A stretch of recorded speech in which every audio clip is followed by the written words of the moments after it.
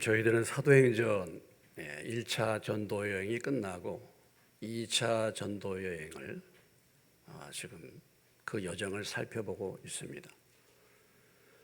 2차 전도 여행은 16장, 사도행전 16장서부터 18장까지 2차 전도 여행의 내용이 기록이 되어 있고, 2차 전도 여행의 중요한 전도 지역은 마게도니아와 아가야와 헬라, 지금의 터키 그리스 지역입니다.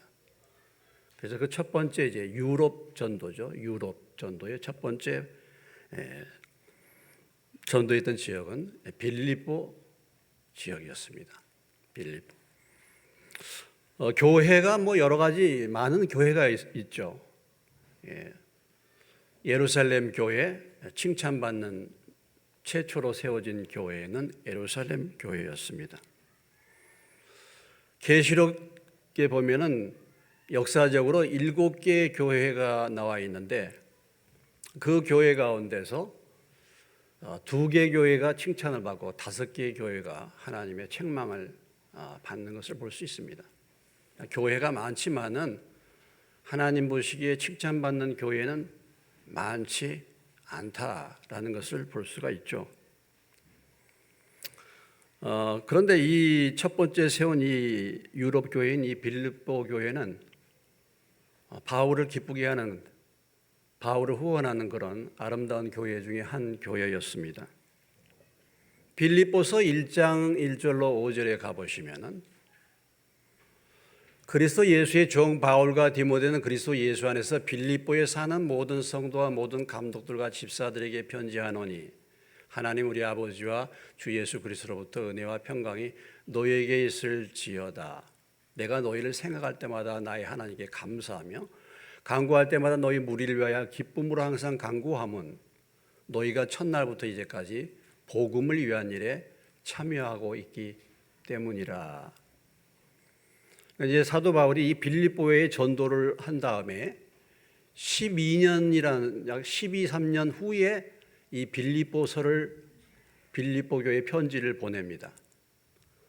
이 지금 우리 사도행전에 빌립보의 복음을 전한 다음에 12년 후에 이 빌립보에 교회가 세워져서 여전히 첫날부터 이제까지 복음을 위한 일에 참여하고 있었다. 1장 1절에 보면, 빌립보 1장 1절에 보면은 거기 그 말씀에 보면은 교회가 감독들과 또 집사들과 여러 사람들이 교회 가운데 있었던 것을 우리에게 보여주고 있습니다. 교회가 이제 성장해 가지고 12년 후에 든든한 교회가 되었고, 빌립보서 4장 14절로부터 16절 말씀에 보면은, 그러나 너희가 내 괴로움에 함께 참여하였으니 잘하였도다. 빌립보 사람들아 너희도 알거니와 복음의 시초에 내가 마게도냐를 떠날 때에 주고받는 내 일에 참여한 교회가 너희 외에 아무도 없었느니라. 데살로니가 있을 때에도 너희가 한 번뿐 아니라 2번이나 나의 쓸 것을 보내었도다. 이 빌립보 교회가 이렇게 이루어진 다음에 사도 바울을 계속해서 물질로 바울을 계속 후원했던 사실을 보여주고 있죠. 바울이 어려움을 당할 때 이렇게 물질로 후원하는 교회가 빌립보 교회는 없었다. 그리고 데살로니가에 있을 때에도, 그러니까 지금 바울이 빌립보에서 복음을 전한 다음에 이제 오늘 데살로니가로 이제 왔는데, 이 데살로니가 있을 때에도 빌립보에 있는 성도들이 바울의 필요를 쓸 것을 2번이나 보내줬다. 이렇게 이제 말하고 있죠. 빌립보에 이렇게 교회가 세워져서 빌립보 교회가 이렇게 바울을 후원하는 든든한 교회가 되었는데, 참 우리가 볼 때 이 빌립보 교회가 이렇게 훌륭한 교회, 섬기는 교회가, 바울의 후원자가 되는 교회가 될 수 있었던 것은 루디아라는 그 한 여인과 그 가족과 몇몇 사람들이 하나님 앞에 헌신했기 때문에 그렇다라는 것이죠.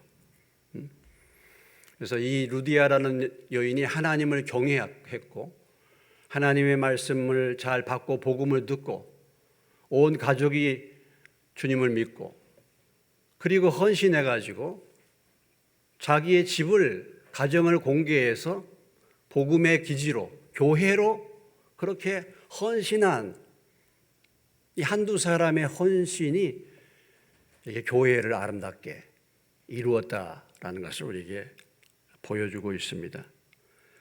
교회에 참 많은 사람이 아니라 첫 멤버, 처음 사람, 이런 사람 헌신된 일꾼, 이런 사람이 있는 그런 교회가 지속해서 이렇게 아름답게 교회를 이루고 성장하는 모습을 볼 수가 있습니다.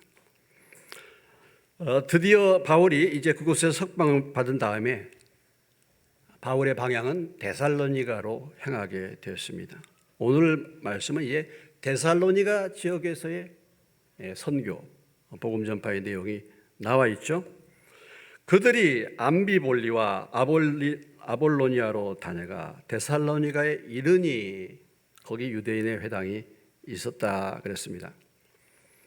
이 데살로니가라는 지역은 마게도냐의 수도입니다. 마게도냐라는 그 지방 전체 그 지역의 이제 수도라고 볼 수가 있습니다. 오늘 뭐 충청남도 그러면 대전처럼 그런 중요한 도시가 이 데살로니가입니다.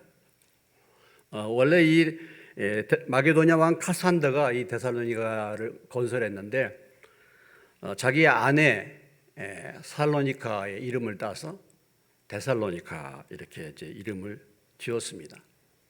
로마로 가는 중요한 길목에 있는 굉장히 큰 경제, 그 당시에 마게도냐 지역의 경제, 문화의 중심지, 교통의 중심지가 바로 데살로니가였습니다. 여러분들이 지도가 잘 보이는지 모르겠습니다. 조금에서 거기 마게도냐가 있고 좀 크게 확대를 해보시면은 빌립보에서부터 로마 쪽으로 이제 가는데 약 160km, 서울에서 대전거리 정도 그런 떨어진, 그러니까 빌립보에서 160km 정도 떨어진 그 데살로니가 지역에 이제 복음을 전도하러 가게 된 것입니다. 지금도 이 데살로니가는 그리스의 테살로니키, 현재 지명도 테살로니키라는 지명으로 그리스에 지금 남아 있습니다. 그리스 지역이 지금 된 것이었죠. 자, 데살로니가 가서 복음을 전하는데 그 내용이 무엇인가? 일반적으로 다 바울이 어느 지역을 가든지 복음을 전할 때마다 나타나는 공통적인 특징이 있었죠. 오늘 17장 1절로 3절까지 데살로니가 교회 지역에 이르러서 선교하는 모습이 나오고 있는데 바울이 첫 번째로 간 곳이 유대인의 회당이 있었습니다. 그러니까 바울이 일반적으로 어느 지역을 가면 반드시 우리가 지금 사도행전을 통해서 보듯이 이렇게 그 유대인들의 회당이 있는 곳을 먼저 찾아가는 것을 볼 수가 있죠. 마찬가지로 이 데살로니가 가서 거기 유대인의 회당을 찾았고 그 회당에 들어가서 거기에서부터 말씀을 전했다. 바울이 자기의 관례대로라는 말씀의 의미가 뭡니까? 지금까지 쭉 해왔던 습관대로 먼저 유대인의 회당에 들어가서 새 안식일에 하나님의 말씀을 전했다라는 것이죠. 새 안식일이면 3주에 해당되는 것입니다. 3주 동안 유대인의 회당에 들어가서 말씀을 전했다라는 것이죠. 유대인의 회당을 거점으로 해서 바울이 이제 복음을 전했는데 빌립보에서는 유대인의 회당이 없었기 때문에 강가에 나갔다가 루디아 일행을 만났었죠. 그러니까 빌립보 지역은 유대인들이 적은 숫자의 유대인들이 살았기 때문에 회당이 없었지만은 데살로니가는 지역이 크기 때문에 유대인들의 회당이 있었다라는 거죠. 일단 바울은 이방인의 선교사로 부름을 받아서 지금 이방 선교를 나가고 있지만은 바울의 마음 가운데는 먼저 동족이 항상 먼저 마음에 있었습니다. 우리가 로마서 9장에도 보면은 내가 사실 저주를 받아서 끊어질지라도 내 동족이 구원받기를 원한다 그랬죠. 바울의 마음 가운데는 늘 동족 이스라엘이 먼저였습니다. 우리도 역시 마찬가지죠. 우리도 우리의 가정, 우리의 가족이 먼저 예수 믿기를 원하지 않습니까? 내 가정에 내 남편과 아내와 자녀들부터가 주님을 믿기를 우리도 간절히 소원하는 것처럼 바울도 먼저 그랬어요. 먼저 동족 유대인부터 먼저. 그리고 이 유대인의 회당에는 이미 이제 하나님의 말씀, 구약 성경을 가지고 늘 말씀을 강론하기 때문에 이 말씀을 가지고 복음을 전하기가 굉장히 쉬웠죠. 그래서 관계를 가지고 접근하기가 좋았기 때문에 먼저 안식일 날 유대인의 회당을 찾게 된 것입니다. 유대인들은 태어나면서부터 회당을 다니기 때문에 바울 자신에게 있어서도 굉장히 익숙한 그런 분위기와 환경입니다. 오늘 이 사실은 이 바울의 관례대로 유대인의 회당을 찾아가는 이 사실은 우리에게 무엇을 말씀해 주고 있습니까? 항상 가까운 곳부터 복음을 전하라라는 것이죠. 너희에게 성령이 임하시면 너희가 권능을 받고 어디서부터? 예루살렘과 그렇죠. 예루살렘. 바로 가까운 곳부터 내 가족부터 복음을 전할 수 있는 관심을 가질 수 있는 저와 여러분 되시기를 주님의 이름으로 축원합니다. 그곳에 가가지고 복음을 전하는 순서가 어떻게 됐습니까? 어떻게 사도 바울이 복음을 전하고 전도했습니까? 어떻게 선교했습니까? 성경을 가지고 강론했다 그랬죠. 말씀 전파, 말씀으로 전도했다라는 것입니다. 그곳에 가서 사람들에게 구제를 하고 착한 일을 하고 무엇을 조직하고 이런 게 아니고 말씀을 가지고 전파했다라는 거죠. 말씀. 오늘 우리는 말씀을 배우기 위해서 오늘 우리는 말씀을 듣는 시간이죠. 다른 어떤 것을 듣는 시간이 아닙니다. 설교의 중심은 말씀이 되어야 될 줄로 믿습니다. 하나님의 말씀. 이것은 다시 말해서 우리의 신앙이 말씀 중심의 신앙이 되어야 된다는 것이죠. 말씀. 신앙생활의 기초, 신앙생활의 중심은 하나님의 말씀입니다. 우리 교회 집사님이 이렇게 살았어. 그게 기준이 아니에요. 세상 사람들이 교회는 이렇게 해야 된다. 그게 기준이 아니에요. 그게 표준이 아닙니다. 하나님의 말씀이 기준이 되어야 될 줄로 믿습니다. 말씀에 우리의 신앙은 뿌리를 두어야 돼요. 근데 교회는 오래 나왔는데 말씀이 뿌리를 내지 못한 사람들이 너무 많아. 말씀이 없어요. 말씀이. 오늘 바울은 안식일에 회당에 들어가서 다른 것 가지고 전도한 게 아니에요. 성경을 가지고 이렇게 말하고 있죠. 성경을 가지고. 말씀이 핵심입니다. 베드로전서 1장 23절에 이런 말씀이 있어요. 너희가 거듭난 것은 썩어질 씨로 된 것이 아니요 썩지 아니할 씨로 된 것이니 살아있고 항상 있는 하나님의 말씀으로 되었느니라. 할렐루야. 우리를 거듭나게 만든 거 다른 게 아니에요. 어떤 신비한 체험이 아닙니다. 하나님의 말씀인 줄로 믿습니다. 하나님의 말씀이 우리의 심령에 뿌려져서 그 말씀이 우리를 거듭나게 만드는 거예요. 말씀이 우리에게 생명을 주는 것이지 다른 것이 생명을 주는 것이 아닌 것입니다. 3주간의 사도 바울이 이 말씀을 증거했는데 오래 하지도 않았어요. 오랜 시간 바울이 머무르지도 않았습니다. 3주 이 말씀을 통해서 데살로니 교회가 놀라운 변화를 받았어요. 데살로니 교회가. 자, 그곳에서 바울이 말씀을 가지고 이제 강론하는데, 강론한다 말은 3절에 이어주고 있지 않습니까? 뜻을 풀어주는 거예요. 뜻을 풀어주는 거. 뜻을 풀어주는 것입니다. 여러분, 하나님의 말씀을 전하는데 성경을 풀어줘야 돼요. 성경을 해석해 줘야 됩니다. 성경을 해석해 주는 사람이 필요해요.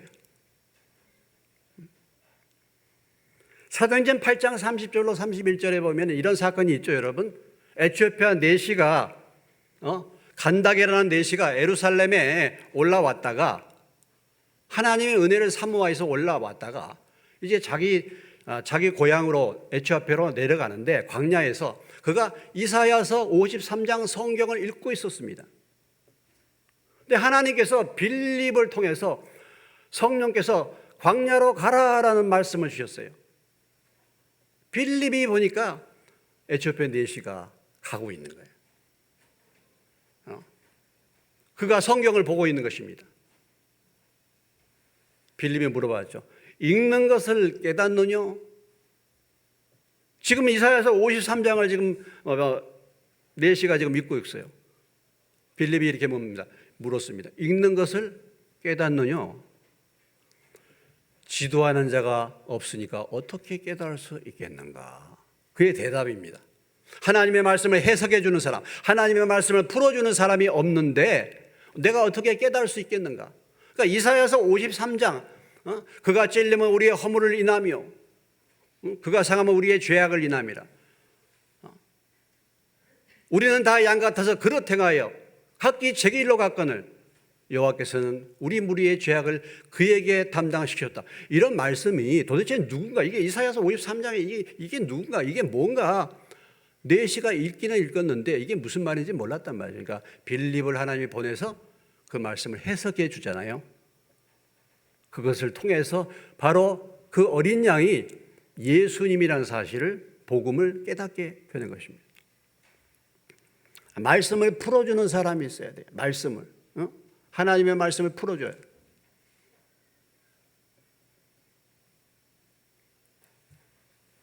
그래서 오늘 바울이 말씀을 전한 다음에 그것을 지금 풀어주는 것입니다. 해석해 주는 거죠. 여러분, 이때 지금 말하고 있는 이 성경은 어느 성경을 말합니까? 성경은 무엇을 말합니까? 구약 성경을 말하는 거예요. 구약 성경. 이 신약이 아니야. 구약 성경이에요. 구약 성경을 가지고 지금 하나님의 말씀을 풀어주고 있는 것입니다. 그 핵심적인 메시지가 무엇입니까? 그 내용이 무엇이었습니까? 그 내용이 무엇이었어요? 3절, 뜻을 풀어 그리스도가 해를 받고 죽은 자 가운데서 다시 살아나야 할 것을 증언하고 이르되 내가 너에게 전하는 이 예수가 곧 그리스도라. 하나님의 말씀, 구약 성경을 풀어주는데, 복음을 풀어주는데, 복음의 내용은 세 가지죠. 복음의 내용은 세 가지입니다. 그 내용을 우리가 보면 첫째는 뭡니까? 그리스도가 해를 받고 죽으셨다라는 거예요. 예수님이 해를 받고 죽으셨습니다. 예수님이 왜 해를 받고 죽으셨습니까? 예수님이 저와 여러분의 죄를 속죄하기 위해서 십자가에 죽으신 줄로 믿습니다. 그리스도가 해를 받고 죽고 죽은 자 가운데서 다시 살아나셨다. 예수님의 십자가의 죽으심과 예수님의 부활에 대해서 지금 말씀하고 있는 거죠. 로마서 4장 25절의 말씀 보면은 정확하게 우리에게 말씀해 주고 있습니다. 예수는 우리 범죄한 것 때문에 내줌이 되고, 예수는 우리의 범죄로 인해서 십자가에 죽고 십자가에 내어줌이 되고, 또한 우리를 의롭다 하시기 위하여 살아나셨느니라. 예수님이 우리의 죄와 허물을 위해서 십자가에 죽으셨기 때문에 우리의 죄가 사해졌고, 하나님께서 그 예수님을 우리의 죄값, 속죄의 값으로 받아주셨다는 것을 증거하기 위해서 예수님이 부활하신 줄로 믿습니다. 예수님의 십자가의 죽음은 우리의 죄를 위한 속죄고, 예수님의 부활은 우리의 죄가 이제는 사해졌다는 증거로 예수님이 부활하셨다는 사실을 우리에게 말씀해 주고 있는 것입니다. 복음은 복잡한 것이 아니잖아요. 우리가 너무나도 늘 들었던 말씀입니다. 고린도전서 15장 1절로 4절에 형제들아 내가 너희에게 전한 복음을 너희에게 알게 하노니 이는 너희가 받은 것이요 그 가운데 선 것이라. 너희가 만일 내가 전한 그 말을 굳게 지키고 헛되이 믿지 아니하였으면 그로 말미암아 구원을 받으리라. 내가 받은 것을 먼저 너희에게 전하였노니 이는 성경대로 구약의 성경대로 그리스도께서 우리 죄를 위하여 죽으시고 장사 지낸 바 되셨다가 성경대로 사흘 만에 다시 살아나셨다. 성경의 핵심이 무엇입니까? 예수님이 우리 죄를 위해서 죽으신 것과 장사 지낸 바 되셨다가 성경대로 사흘 만에 다시 살아나신 것.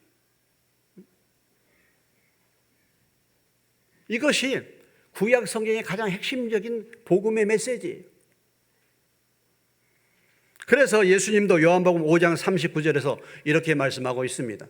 너희가 성경에서 영생을 얻는 줄 생각하고 성경을 연구하거니와 이 성경이 곧 내게 대하여 증언하는 것이니라 그랬어요.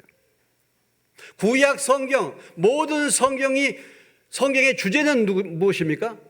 누구에 대해서 말하고 있는 것입니까? 바로 예수 그리스도에 대해서 말한 줄로 믿으시기 바랍니다. 성경의 핵심이 뭐예요?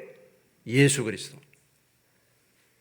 예수님이 우리의 죄를 위해서 죽으시고 예수님이 우리를 의롭다 하시기 위해서 사흘 만에 부활하신 것입니다. 이것이 복음의 핵심인 줄로 믿으시기 바랍니다.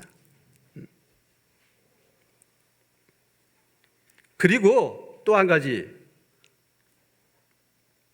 내가 너에게 전하는 이 예수가 곧 그리스도라. 이것이 복음의 내용이에요. 예수님이 곧 그리스도다. 예수님이 바로 우리가 그토록 기다렸던 죄와 사망에서 우리를 구원하실 메시아가 장차 오는데 우리를 새롭게 해 주실, 우리에게 부활 영생의 소망을 주실 그 메시아가 그토록 유대인들이 기다렸던, 구약에서 그토록 약속했던 그 메시아가 바로 예수 그리스도시다라는 것입니다. 바로 예수님이 그들의 구원자예요. 성경에서 말했던, 약속했던 구원자, 그분이 바로 예수 그리스도. 예수 그리스도가 바로 우리가 기다리던 그리스도, 다시 말한다면 메시아다라는 것입니다.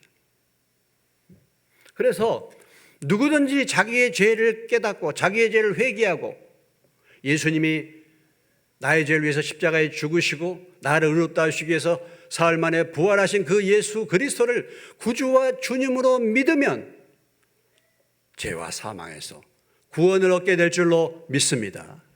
이것이 복음이죠. 너무 잘 알고 있지 않습니까? 우리 많이 들었지 않습니까?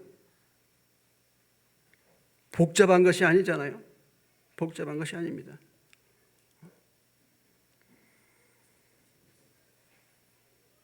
예수님의 십자가의 죽음과 예수님의 부활, 그분이 메시아라는 사실을 전하는 거죠. 전하는 것이죠. 여러분, 저와 여러분 어떻습니까? 나는 이 예수를 믿으셨습니까, 여러분? 예수님이 나의 죄를 위해서 십자가에 죽으신 사실을 믿으셨습니까? 그분이 사흘 만에 부활하신 사실을 믿으셨습니까? 그분이 우리의 메시아시고 구세주이신 것을 믿으셨습니까? 정말 믿으셨다고 한다면 죄와 사망에서 구원을 얻는다. 그리고 이 사실을 정말 믿으셨다라고 한다면은 이 사실을 가까운 곳에서부터 우리의 가족들로부터 전도하고 선교할 마음이 생겨난 것입니다. 있게 되는 것입니다. 여러분 어떻습니까? 이 복음의 소식을 여러분 들으셨고 이 복음의 소식을 믿으셨다라고 한다면 이 복음의 소식을 가까운 곳에서부터 우리의 가족부터 전파할 수 있는 저와 여러분 되시기를 주님의 이름으로 축원합니다. 축원합니다. 복음이 무엇입니까? 복잡하지 않지 않습니까? 간단하지 않습니까? 예수님이 나의 죄를 위해서 죽으시고 예수님이 나를 의롭다 하시기 위해서 부활하시고 그 예수님이 나의 메시아시다. 이걸 말해주는 것입니다. 말해주는 거예요. 여러분도 가정에서 믿지 않는 사람들에게, 믿지 않는 친척들에게, 믿지 않는 친구들에게 이 사실을 말해주시기를 주의 이름으로 축원합니다. 가만히 입 다물고 계시지 마시고 정말 믿으셨다고 한다면 이 사실을 선포하세요. 이 사실을 말하세요. 오늘 사도 바울이 안식일에 들어가서 회당에 들어가서 성경을 가지고 복잡한 것이 아니에요. 그들이 그토록 기다렸던 그 메시아가 예수 그리스도심을 담대하게 선포했는데 3주 동안 이 말씀을 선포했습니다. 그랬더니 그 결과가 어떻습니까? 그 반응이 어땠습니까? 일반적으로 우리가 다니면서 지금 바울이 복음을 전하러 다니면서 나타나는 반응은 꼭 두 가지가 나타나지 않습니까? 두 가지 반응이 항상 나타납니다. 첫째 반응은 어떤 반응입니까? 긍정적인 반응이요. 그 말씀을 그대로 믿고자 하는 그 말씀을 받아들이는 반응, 긍정적인 반응이 일어납니다. 오늘 4절을 보십시오. 4절에 어떻게 표현하고 있습니까? 그 중에 어떤 사람 곧 경건한 헬라인의 큰 무리와 적지 않은 귀부인도 권함을 받고 바울과 실라를 따랐다 그랬어요. 그 중에 어떤 사람 곧 경건한 헬라인의 큰 무리와 적지 않는 귀부인들, 그들이 이 말씀을 듣고 믿고서 바울과 실라를 따랐다는 것입니다. 자, 지금 유대인의 회당에 어떤 사람들이 들어와 있습니까? 경건한 헬라인의 큰 무리가 유대인의 회당에 유대교에서 예배드리는 그 예배에 참석하고 있었다라는 걸 볼 수 있죠. 그러니까 유대인의 회당에서 유대인들만 믿는 것이 아니라 경건한 헬라인의 큰 무리와 적지 않은 귀부인들도 그 자리에 참석하고 있었다라는 것입니다. 그러니까 이 유대교가 로마 시대에 전 지역으로 다 퍼져 있는데요. 그 이방 사람들이죠. 이 사람들은 이방 사람들이죠. 유대인들이 아닌 사람들이요.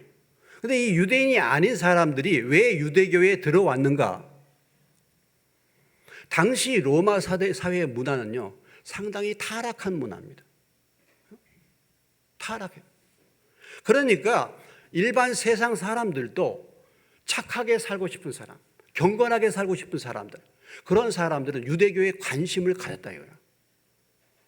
내 자녀들에 대해서 이런 식으로 가면은 버릴 것 같아. 세상 그 문화 속에 들어가면 내 자녀들이 타락할 것 같아. 좀 우리의 마음을 잡아줄 그런 종교가 없나? 그런 곳이 없나? 그래서 경건하게 살고자 하는 많은 헬라인들이 유대인들의 회당에 들어와서 하나님의 말씀, 구약을 배우고 있었다라는 것입니다. 그리고 상당히 유력한 귀부인들도 여기에 참석을 했다라는 거죠. 이런 사람들이 오늘 이 말씀을 듣고 그들이 믿었다는 것입니다.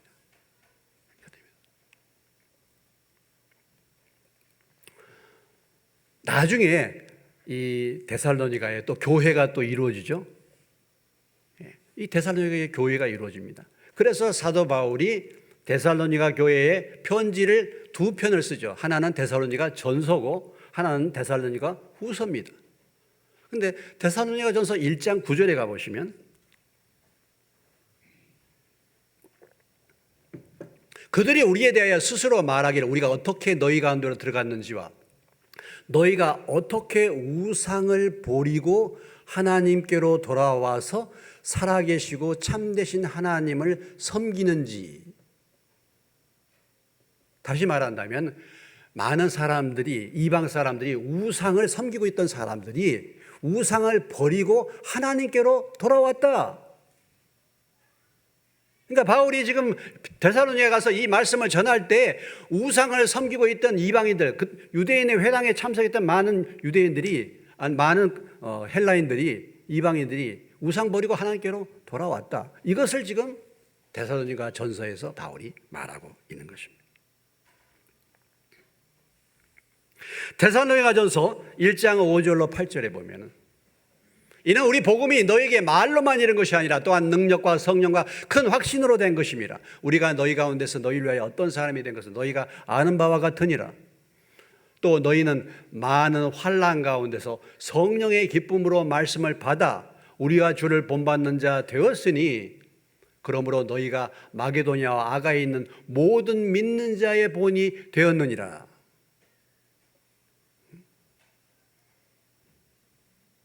주의 말씀이 너희로부터 마게도냐 아가이만 들릴 뿐 아니라 하나님을 향하는 너희 믿음의 소문이 각처에 퍼졌으므로 우리는 아무 말도 할 것이 없노라 그랬어요.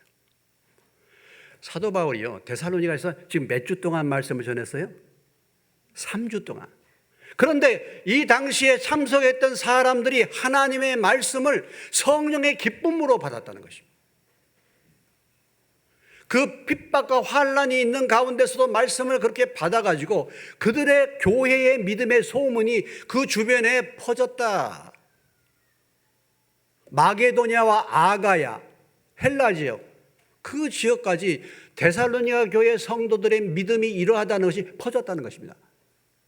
그 교회가 믿음이 소문나게 되었다는 것입니다. 어떻게 이런 일이 있을 수 있습니까? 바울이 3주 동안 말씀을 전했는데 근데 또 그 다음에 그 원인이 나타나고요. 데살로니가전서 2장 13절에 가보시면 이러므로 우리가 하나님께 끊임없이 감사함은 너희가 우리에게 들은 바 하나님의 말씀을 받을 때에 뭘로 받지 않고 사람의 말로 받지 아니하고 하나님의 말씀으로 받음이니 진실로 그러하도다. 이 말씀이 또한 너희 믿는 자 가운데서 역사하느니라. 할렐루야. 그들이 이 말씀을 받을 때 바울의 얘기로 듣지 않고 하나님의 말씀으로 받았다는 것입니다. 오늘 우리가 읽은 성경 말씀, 오늘 나누는 하나님의 말씀이 하나님의 말씀으로 들려지시기를 주의 이름으로 축원합니다. 하나님의 말씀으로 받으시기를 주의 이름으로 축원합니다. 하나님의 말씀으로 믿으시기를 주의 이름으로 축원합니다. 그래야 할 때 역사가 일어났다. 오랜 기간이 아니었어요. 3주 동안인데. 그래서 그들의 믿음이 확실해지고 그 믿음이 주변에까지 소문이 난 믿음, 교회가 되었다 이거예요. 그 유명한 데살로니가 교회, 믿음이 소문난 교회는 바울이 오랫동안 머물러서 오랫동안 말씀을 가르친 것이 아니었습니다. 짧은 기간이었지만 말씀이 증거될 때 그 말씀을 어려움 가운데서 환난 가운데서도 성령의 기쁨으로 받고 그 말씀을 하나님의 말씀으로 받았기 때문에 이런 역사가 일어났다. 이때 데살로니가 지역에 살면서 하나님을 믿었던 사람들, 디모데후서 4장 10절에 보면 비록 나중에 바울을 떠나긴 했지만 대만은 이 세상을 사랑하여 나를 버리고 데살로니가로 갔고 이 데마가 데살로니가에서 예수 믿었어요. 데마가. 사도행전 20장 4절에 가서 보면은 아시아까지 함께 가는 자는 베레아 사람 부로의 아들 소바도와 데살로니가 사람 아리스다가와 세군도 나중에 3차 전도 여행에 바울의 일행이 돼서 함께 복음을 전했던 사람들 가운데서 아리스다고와 세군도라는 사람이 이 데살로니가 사람입니다. 이때 예수 믿어서 사도 바울의 동역자가 된 것입니다. 우리가 오래 믿는다고 해서 믿음 좋아지는 거 아니에요. 하나님의 말씀을 받을 때, 오늘 이 시간이라도 하나님의 말씀을 받을 때 그 말씀을 하나님의 말씀으로 받고 믿는다고 한다면 이런 놀라운 역사가 얼마든지 일어날 수가 있는 것입니다. 오늘 바울이 복음을 전할 때 이런 긍정적인 반응이 나타났습니다. 많은 경건한 헬라인의 큰 무리, 이들 적지 않은 귀의 부인이 하나님을 믿게 됐습니다. 그런데 또 다른 반응이 나타나죠. 이건 계속해서 우리가 잘 보고 있는 말씀이지 않습니까? 되풀이되는 거 아니겠습니까? 부정적인 반응이죠. 그들은 누구였습니까? 유대인들이죠. 5절 이하의 9절까지 유대인들의 시기와 모함과 대적, 반감, 핍박이 등장하고 있습니다. 5절 말씀, 그러나 유대인들은 시기하여 저자의 어떤 불량한 사람들을 데리고 때를 지어 성을 소동하게 하여 야손의 집에 침입하여 그들을 백성에게 끌어내려고 찾았으나 발견하지 못하며 야손과 그 및 형제들을 찾아가지고 그들을 끌고 그 지역 읍장에 고소를 했다, 이런 얘기잖아요. 사람들을 소동해가지고 사람들을 때를 불량한 사람들을 끌어들여가지고 소동시키고 그리고 그들을 모함해가지고 그들을 고소하는 이런 일을 벌였습니다. 여러분, 유대인들은 어떤 사람들입니까? 항상 보면 사도 바울이 말씀을 전할 때마다 그 말씀을 대적하는 자들이 유대인들입니다. 유대인들은 어떤 사람들입니까? 유대인들은 하나님의 말씀을 사모한다는 사람 아닙니까? 유대인들은 하나님의 말씀인 성경을 받았고 유대인들은 하나님의 백성으로 선택을 받은 사람들 아닙니까? 그런데 이들이 왜 진리의 말씀, 복음의 말씀, 생명의 말씀, 이 말씀을 갖다가 그 주님을 그처럼 대적하느냐라는 것이죠.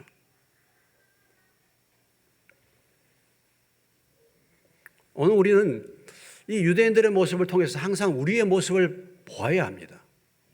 여러분, 오늘날로 말하면 이 유대인들은 어떤 사람들입니까? 교회의 문화에 익숙한 사람들. 오늘 우리처럼 하나님의 약속을 믿었다는 사람, 하나님의 약속을 받았다는 사람들이에요. 그런데 이들이 복음을 거절해요. 이들이 진리를 거절해요.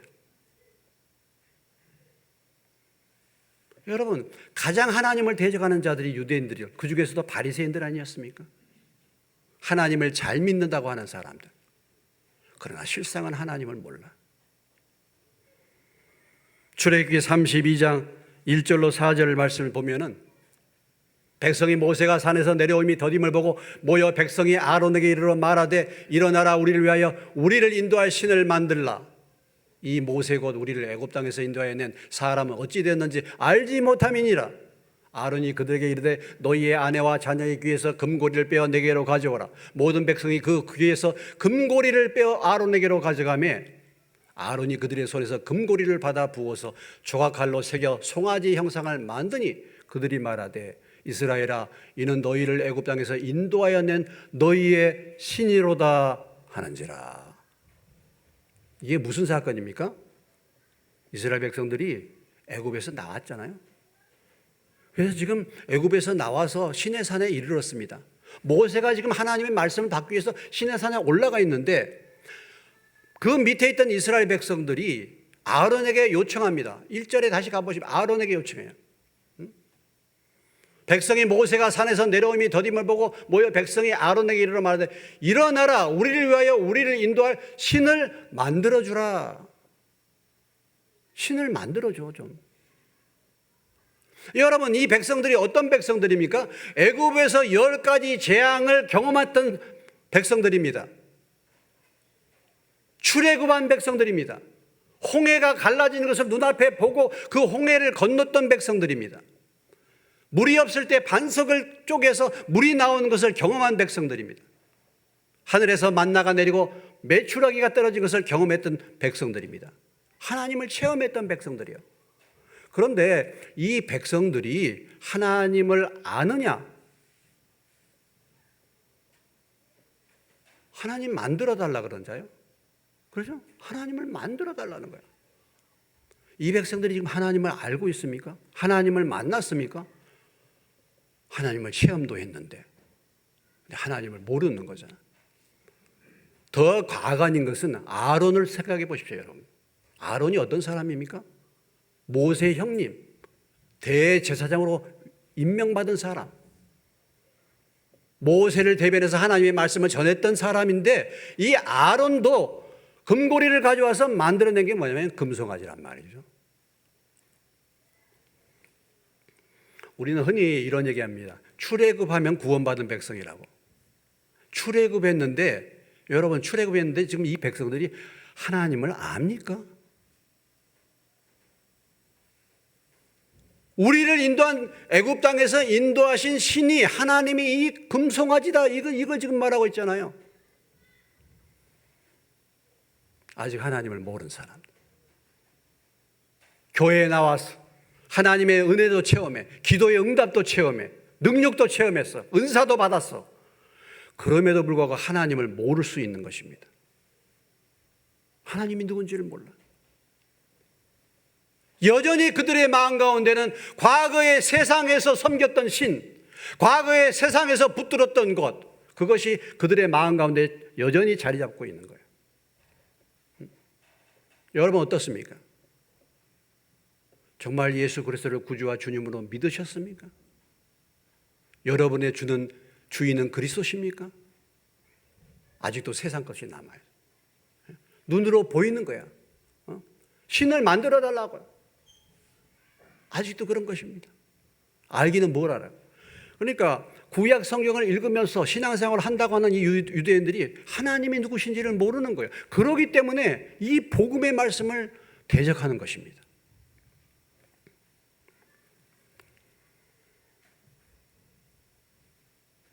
우리가 교회 다니고 신앙생활 하면서 여러분 경륜을 자랑하지 마십시오. 직분을 자랑하지 마십시오. 예? 직분을 자랑하지 마. 내가 목사다, 내가 장로다, 내가 집사다 자랑하지 마십시오. 과연 하나님이 누구십니까? 그 하나님이 나의 주인이십니까? 예수 그리스도를 구주와 주님으로 믿고 그 하나님을 만나셨습니까? 이것을 살펴봐야 되는 것이죠.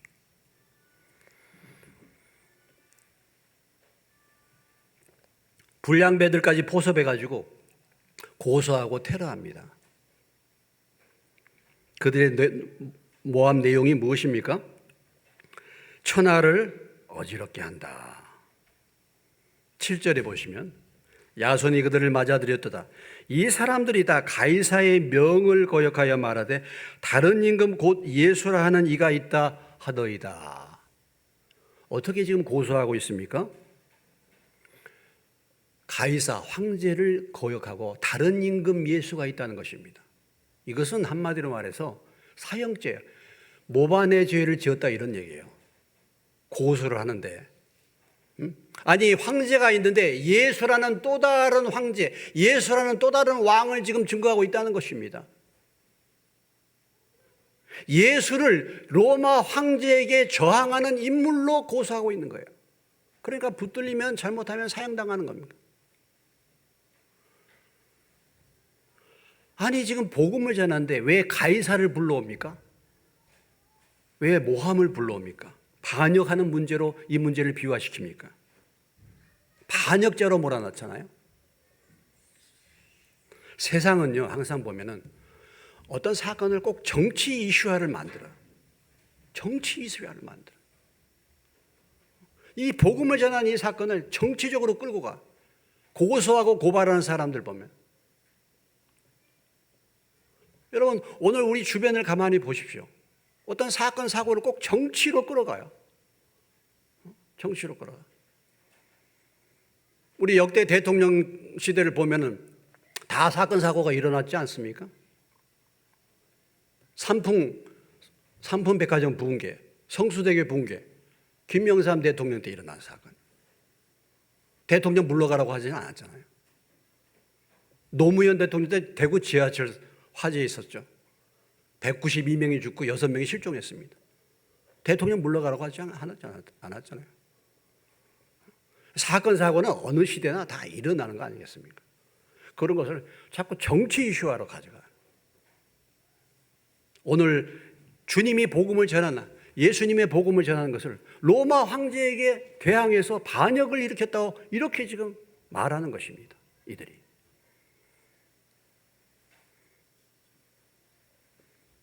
이렇게 대적하는 실상의 역사는 무엇입니까? 하나님의 역사를 방해하는 것이죠. 데살로니가전서 2장 14절로 16절에 바울이 이 사건을 이렇게 회상합니다. 형제들아 너희가 그리스도 예수 안에서 유대에 있는 하나님의 교회들을 본받은 자 되었으니 그들이 유대인들에게서 고난을 받은 것과 같이 너희도 너희 동족에게서 동일한 고난을 받았느니라.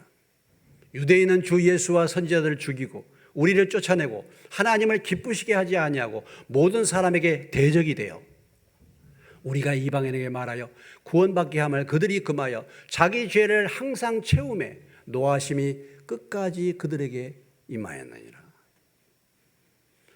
계시록 2장 9절에 이렇게 말합니다. 내가 내 환난과 공핍을 알거냐 실상은 내가 부여한 자니라.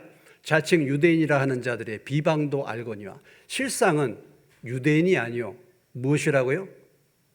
사단의 해당이라. 배후를 보면요 영적인 역사, 유대인들이 하나님의 복음, 하나님의 말씀을 대적하는 사단의 무리다라는 것입니다. 사단의 무리. 이 영적인 배경, 하나님의 복음을 방해하는 이런 영적인 배경을 우리는 볼 수 있는 눈이 열려야 할 것입니다. 자, 오늘 바울의 데살로니가 전도입니다. 말씀을 3주 동안 짧은 시간에 전했는데 반응은 그 말씀을 잘 받아서 하나님의 믿음의 일꾼이 된 사람들이 있는가 하면은 그 말씀을 계속해서 저항하면서 그 복음 전파를 방해하는 이런 유대인들과 같은 무리가 있었다는 것을 우리에게 보여주고 있습니다. 여러분, 오늘 우리는 이제 이미 이 사건이 2000년 전에 일어난 사건이죠. 그들이 이 말씀을 들을 때 그들의 반응 여부가 그들의 인생을 결정하지 않지 않겠습니까? 오늘 이 복음을 받아들인 사람들은 하나님의 백성이 되어서 영원한 영생의 소망을 가지고 하나님 나라에 갔을 것이고 바울이 복음을 전할 때 바울을 대적하고 선동당해가지고 바울을 고소했던 이 많은 무리들은 어떻게 되었겠습니까, 여러분? 그들은 하나님의 심판을 받고 영원한 형벌을 받게 되었을 거 아니겠습니까? 오늘 이 말씀은 우리에게도 동일한 것이죠. 오늘 우리가 말씀을 들을 때 어떻게 반응하느냐, 어떤 태도와 자세로 이 말씀을 받느냐에 따라서 우리의 미래가, 우리의 장래가, 우리의 삶이 결정되는 것입니다. 동일한 말씀, 동일한 복음을 듣는데 나는 정말 참으로 이 말씀을 잘 듣고 겸손히 받고 있는가? 다시 한번 돌아보시고 오늘 이 바울이 복음을 전할 때 그 바울의 복음을 듣고 믿었던 경건한 헬라인의 무리처럼 적지 않은 귀부인처럼 여러분들이 말씀을 잘 듣고 그 말씀을 믿고 그 말씀을 통해서 하나님을 만나고 영원한 생명을 얻으시기를 주님의 이름으로 축원합니다. 나는 오늘 이 회당 안에 어떤 사람과 같은가? 나는 이 말씀을 들을 때 그 말씀을 잘 받는 사람인가? 아니면 여기에 대해서 반감과 대적과 고소와 의심과 불신과 이런 마음의 태도를 가지고 이 말씀을 받는가? 여기에 따라서 그 사람의 운명과 그 사람의 장래가 결정이 된다는 사실을 기억하고 항상 좋은 마음밭으로 하나님의 말씀을 받을 수 있는 저와 여러분 되시기를 주님의 이름으로 축원합니다.